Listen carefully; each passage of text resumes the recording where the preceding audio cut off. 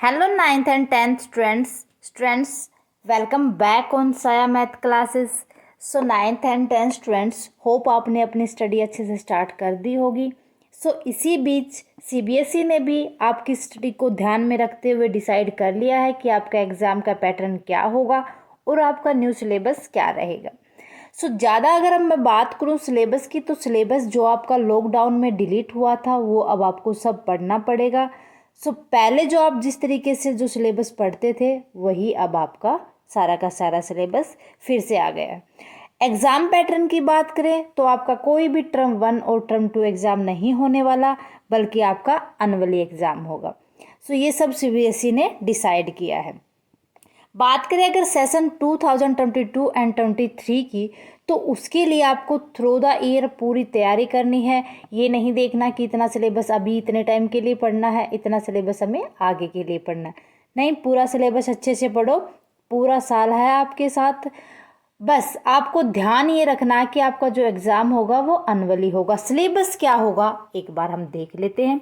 9th class जल्दी से फटाफट से अपनी पेन कॉपी रख ले अपने पास और देखें कि आपका कितना सिलेबस आना है और कौन सा टॉपिक कितने मार्क्स का आना है. सबसे पहले अगर मैं बात करूँ नंबर सिस्टम, तो आपका नंबर सिस्टम रहेगा 10 मार्क्स का. देन अलजेब्रा, देखो सिलेबस कोई कट नहीं है, तो आपको पूरा का पूरा सिलेबस कवर करना है अच्छे से. ठीक है. फिर अलजेब्रा रहेगा आपका 20 मार्क्स का. अच्छे से पढ़ना है, बहुत ज़्यादा नंबर स्कोरिंग यहाँ से होती है, ईजी भी होता है ये आपका. फिर 4 मार्क की आ जाएगी आपकी कोऑर्डिनेट जियोमेट्री. बहुत ही इजी होता है ये आपका. ठीक है. देन जियोमेट्री आ जाएगी 27 मार्क की. सबसे ज़्यादा मार्किंग आपकी जियोमेट्री से ही होनी है. ठीक है. देन उसके बाद आता है आपका मैंसुरेशन आ जाएगा आपका 13 मार्क्स का. फिर स्टैटिस्टिक एंड प्रोबेबिलिटी आ जाएगी आपकी 6 मार्क की. इस तरीके से आपका 80 मार्क्स का एग्ज़ाम होना है, रिटर्न जो थ्योरी एग्ज़ाम होगा. ठीक है. ये आपका ओवरऑल सिलेबस रहेगा. आप इसको आप देख सकते हैं अच्छे से. जो पहले था ना, जो लॉकडाउन में कट हुआ, वो हमें नहीं करना, बल्कि जो पहले सिलेबस जितना हम करते थे वो सारा का सारा हमें करना है. ठीक है. उसके बाद हम बात कर लेते हैं, ये तो था हमारा 80 मार्क्स का एग्ज़ाम. 80 मार्क्स के बाद जो हमारी प्रैक्टिकल होनी है उसके ऊपर थोड़ा सा बात कर लेते हैं हम. प्रैक्टिकल कितने मार्क्स की होगी और किस तरीके से हमें उनकी तैयारी करनी है. भाई जो 20 मार्क्स बचे हैं आपके, ये इस तरीके से डिवाइड किए गए हैं. मीन्स इंटरनल असेसमेंट के होंगे. एक आपका थोड़ा सा टेस्ट ले लेंगे, पेन पेपर टेस्ट ले लेंगे, 5 मार्क्स का हो जाएगा. प्लस में जो आपसे असाइनमेंट करवाया गया था, मल्टीपल असाइनमेंट 5 मार्क के ये हो जाएंगे. 5 + 5 10 मार्क यहाँ से हो जाएंगे. फिर आपका 5 मार्क का पोर्टफोलियो हो जाएगा, जिसके अंदर आपका स्कूल परफॉर्मेंस देखी जाएगी, ड्रेसिंग वगैरह कैसी थी, क्या आप डेली यूनिफॉर्म में आते थे या नहीं आते थे, डिसिप्लिन को फॉलो करते थे या नहीं करते थे. देन फिर आपकी 5 मार्क की हो जाएगी लैब प्रैक्टिकल. जो लैब प्रैक्टिकल ये नहीं कि टीचर अपने आप से देंगे, जो आपकी बुक के अंदर प्री सब्सक्राइब्ड है उसी से देंगे. ओके. इसके बाद पेपर किस तरीके से तैयार किया जाएगा, ये 10 और 12 दोनों के लिए हम देख लेंगे अच्छे से. ठीक है. अब बात करते हैं 10th के सिलेबस की. अगर मैं 10 के सिलेबस की बात करूं, तो आपका फर्स्ट जो नंबर सिस्टम है, मीन्स जो रियल नंबर चैप्टर है, वो आएगा आपका 6 मार्क्स का. 10th क्लास आपको अच्छे से ध्यान से देखना है कहाँ से आपका जो कौन सा टॉपिक आपका ज़्यादा नंबर देगा आपको, तो उसी तरीके से आपको तैयारी करनी है. फिर अलजेब्रा की बात करें तो ये 20 मार्क्स का आएगा. सबसे ज़्यादा हाई स्कोरिंग यहीं से है मार्क्स की आपकी. देन जियोमेट्री आ जाएगी आपकी 6 मार्क्स की. Coordinate geometry, not only geometry है आपकी 15 मार्क्स की. कोऑर्डिनेट जियोमेट्री है आपकी 6 मार्क्स की. ट्रिग्नोमेट्री है आपकी 12 मार्क्स की. मेंसुरेशन है आपका यहाँ पर 10 मार्क्स का. मेंसुरेशन से ओनली आपका 10 मार्क्स ही है, ज़्यादा नहीं है. स्टैटिस्टिक एंड प्रोबेबिलिटी है आपकी 11 मार्क्स की. ठीक है. इस तरीके से 10th क्लास आपका भी 10 मार्क्स का एग्ज़ाम होगा. ओके. ये आपका सिलेबस रहेगा. ठीक है. देख लेना आप साइट से डाउनलोड करके cbse.nic.in पे जाके, फिर आपका जो न्यू सिलेबस होगा वहाँ से डाउनलोड कर सकते हैं आप. ओके.